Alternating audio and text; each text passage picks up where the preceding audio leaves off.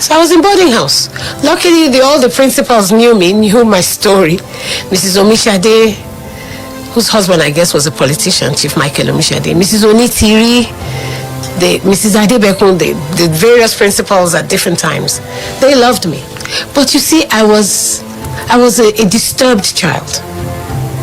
I was not mentally disturbed, but I was an unhappy child. Opening days, visiting days, nobody would really visit me. Sometimes, yes, my uncle would come from Lagos, but not all the time. I thank General Olufemi Olutoye and his late wife, Professor Oluri Omotayo Olutoye, for the part they played in my life at that point. They used to call them federal commissioners then, minister, right? They call them ministers now.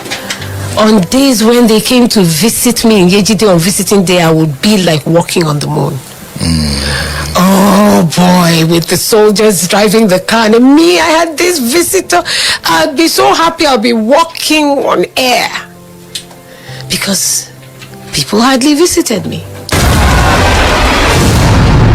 State Affairs with Edmondo Below is live. They were probably accused of being corrupt, and I laugh when I think of that corruption. My father had what? 2 houses. One in Ikoyi that everybody else had.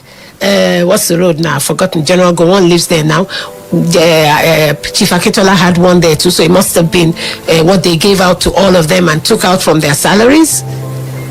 He had another one in Surulere. My uncle sold it a while ago. That was it.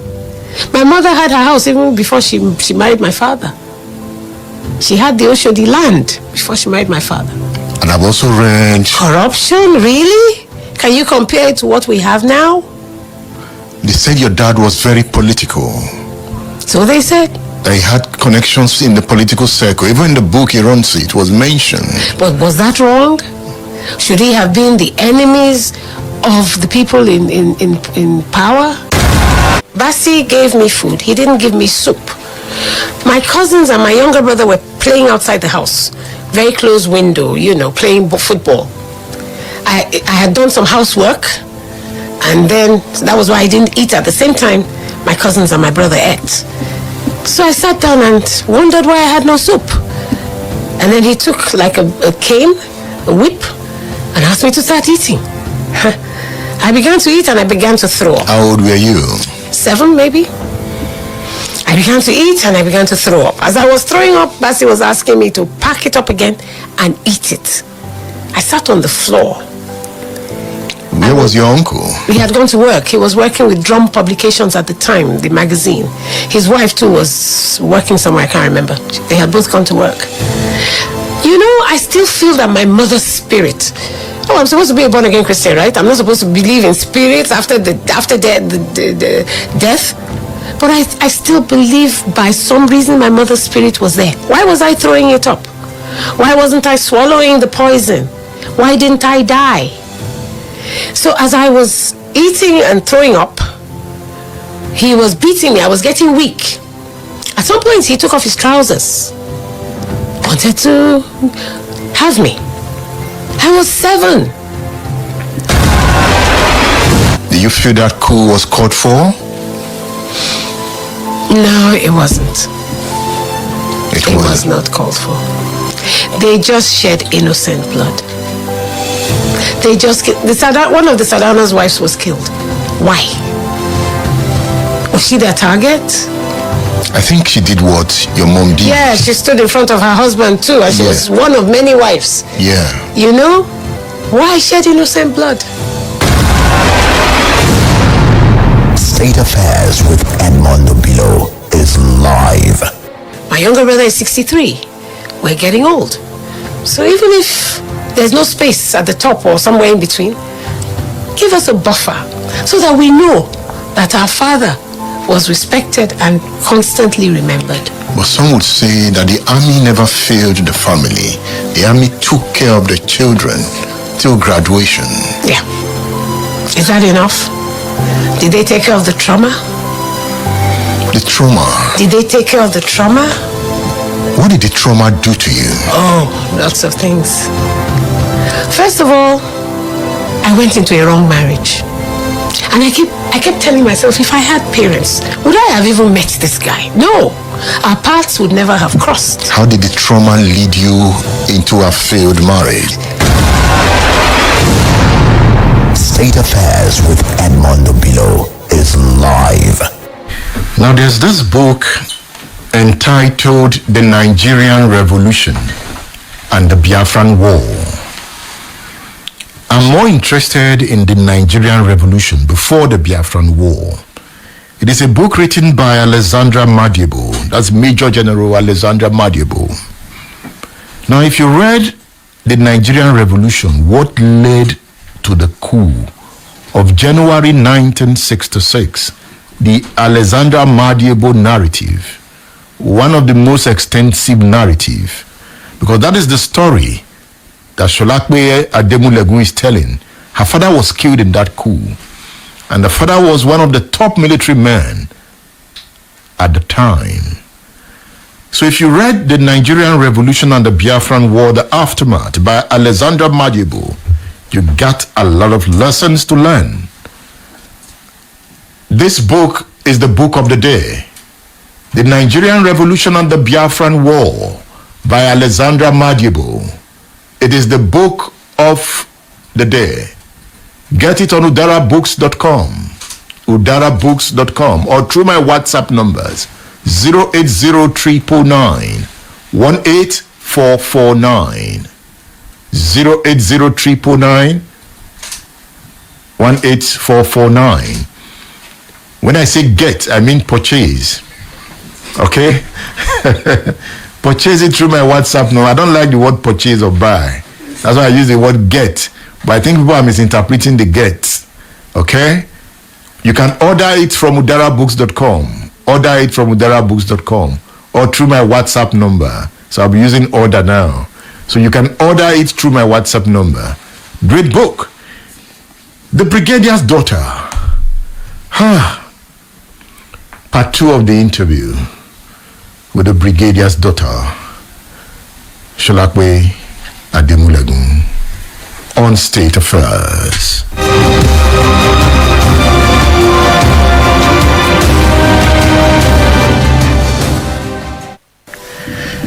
Solape Ademulegun is on State Affairs.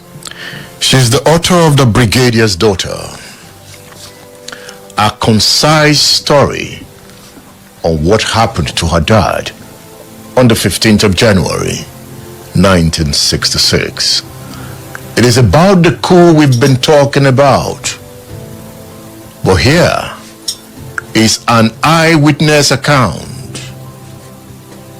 of the bloody coup of that era.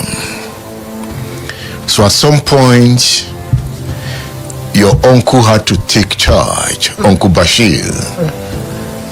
Your mom had a house in Lagos. Yes, she did. Tell us the story.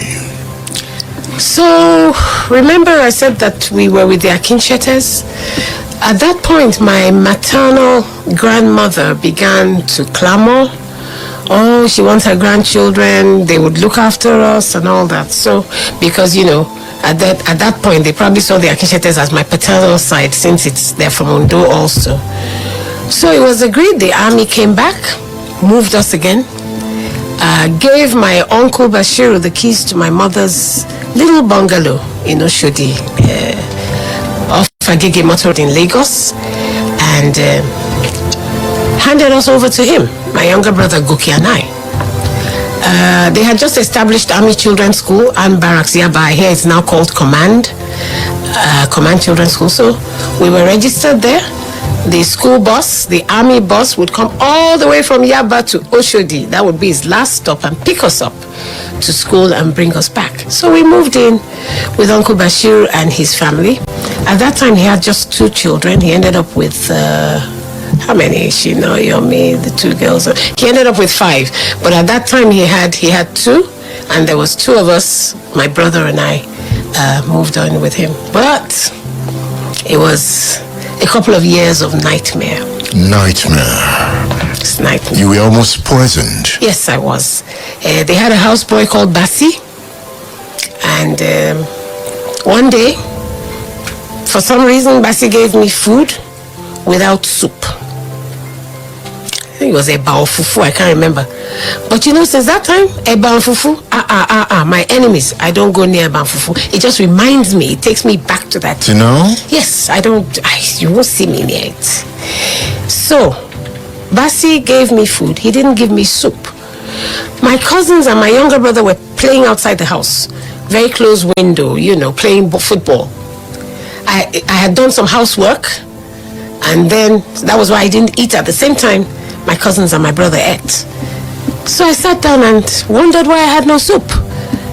And then he took like a cane, a whip, and asked me to start eating. I began to eat and I began to throw up. How old were you? 7 maybe. I began to eat and I began to throw up. As I was throwing up, Basi was asking me to pack it up again and eat it. I sat on the floor. Where was your uncle? He had gone to work. He was working with Drum Publications at the time, the magazine. His wife too was working somewhere, I can't remember. They had both gone to work. I still feel that my mother's spirit. Oh, I'm supposed to be a born-again Christian, right? I'm not supposed to believe in spirits after the death.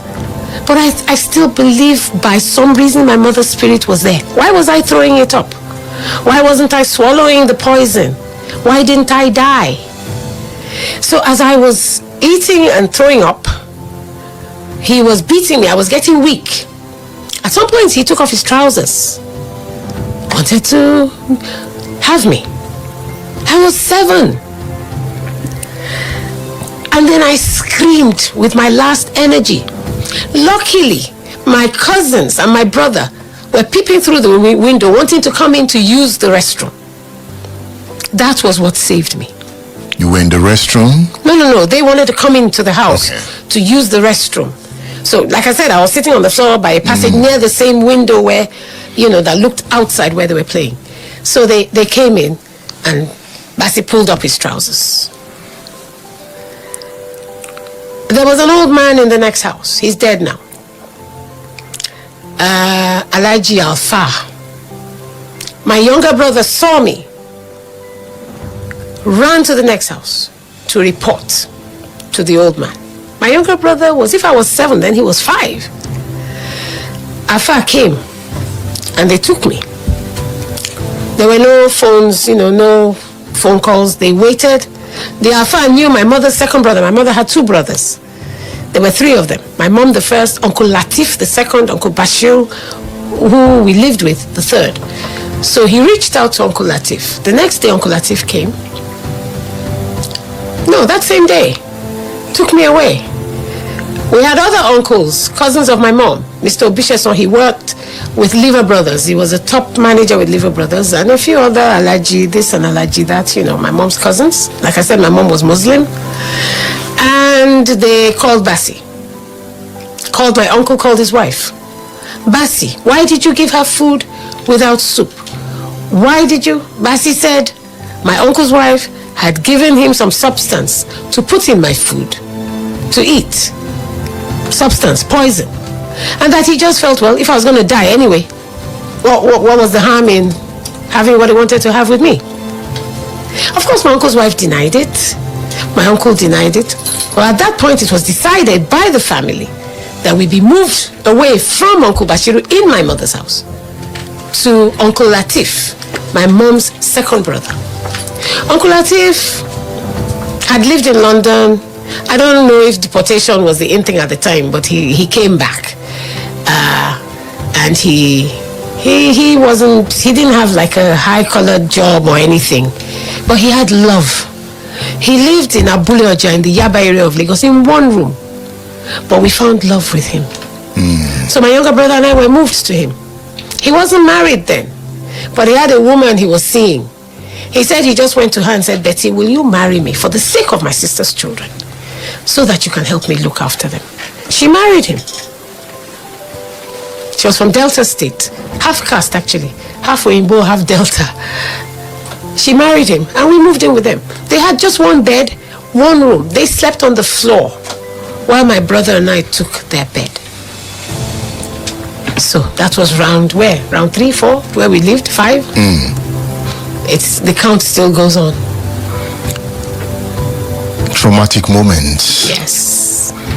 Do you still feel the trauma? Oh, yes. Oh, yes, I do. I loved him. And when he died, I gave him a hero's burial. Before he died, he had had children in the UK and he had lost contact with them. Like I said, he came home. I took him back to the UK a bunch of times to try and look for his family. Well, we never found them. Maybe they didn't even bear his surname because he had left a long time ago. He had 3 children, but we couldn't find them. He died. But before he died, I had grown up. And living with him, after a few years, it was time to go to secondary school. I got admitted into 2 schools in Lagos, 1 in Ibadan. I chose to come to Ibadan to be away from everything. Ejide Grammar School? Yes, Ejide Girls Grammar School, to be away from everything. So I was in boarding house. Luckily, all the principals knew me, knew my story. Mrs. Omishade, whose husband I guess was a politician, Chief Michael Omishade, Mrs. Onitiri, Mrs. Adebekun, the various principals at different times. They loved me. But you see, I was a disturbed child. I was not mentally disturbed, but I was an unhappy child. Opening days, visiting days, nobody would really visit me. Sometimes, yes, my uncle would come from Lagos, but not all the time. I thank General Olufemi Olutoye and his late wife, Professor Olori Omotayo Olutoye, for the part they played in my life at that point. They used to call them federal commissioners then, minister, right? They call them ministers now. On days when they came to visit me in Yejide on visiting day, I would be like walking on the moon. Oh boy, with the soldiers driving the car and me, I had this visitor. I'd be so happy I'll be walking on air because people hardly visited me. The army never abandoned you? No, they didn't. The army took you to school? Yes, primary school, secondary school, up until end of first degree. Although they didn't continue mine in when I left America, but it was okay. Ondo State government also gave us some buffers, yes. You know, because I didn't tell them the problem I had with the lecturer, so but it's okay. They did very well. What happened to Uncle Bashir? He died. Eventually, they denied it, like I said. Bassi was, I don't know if he was sent to jail or sent away. But Uncle Bashir continued to live in my mom's house with his wife. He had more children. He ended up with 5. So, over a decade down the line, I got my lawyer to write him a letter. I was almost done in university, or I think I was done, and I needed to use the place. I had dreams to establish a school and to give scholarships in my mother and father's name to indigent but brilliant children, which I still do. So I asked my lawyer to write him a letter to leave the house. I gave him a year, a notice of a year. You know those wooden furnitures my mom had put there? I said, you can take everything, but just leave the house. Oh, his children still hold that against me. It's my mother's house. I had a right to do that. So he left. A few years later, he died. His children were young. I got involved. Like I said, Muslim, we had to bury him same day. Yeah, I played my part as a dutiful niece, but that was it. His wife lived a couple of years after him. The story you wrote in your book, he didn't treat you well. No, he didn't. I'm wondering why he didn't. You know, come to think of it, let me digress a little.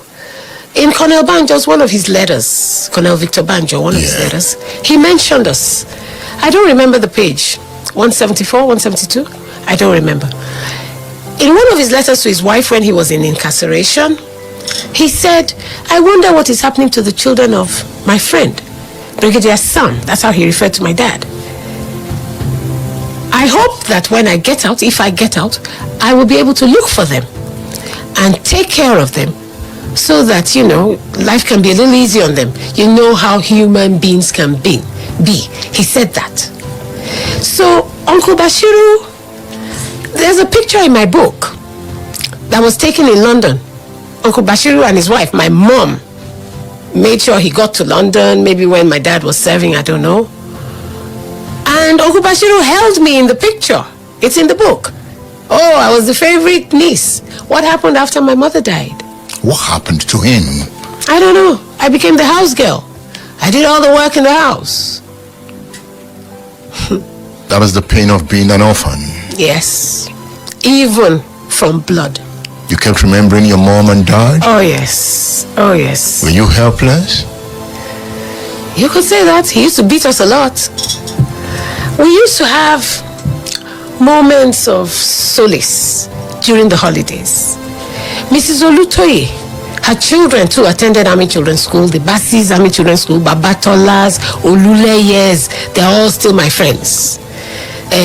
General Akiola's children, name them, Fajobis, they're all still my friends. Now, during the holidays, these people would have agreed amongst themselves who would come and pick us to spend the holidays with them. At least we'll be out of. Mrs. Olutoye would come. I remember the Army Land Rover would bring her.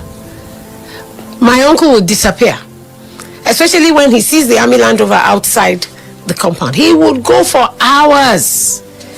Mrs. Olutoye won't go. She will not leave. And then my uncle would come back. Oh, Mrs. Olutoye said, I came to collect the children so they could spend holidays with us. And then my uncle said, okay. He would call me into the bedroom, like to pack our stuff. And then he would twist my ears. Twist it, rub it first, it would be very hot. Then twist and pull me up with my two ears. I won't make a sound. You know why? Twist my ears all you like. I'm going. At least I'll be away for a couple of weeks. Oh yeah. Did you ask him when you grew up why those tortures? No. Why didn't you ask him? You know what? I think God dealt with him in his own way. I won't go into that. How did your younger brother feel?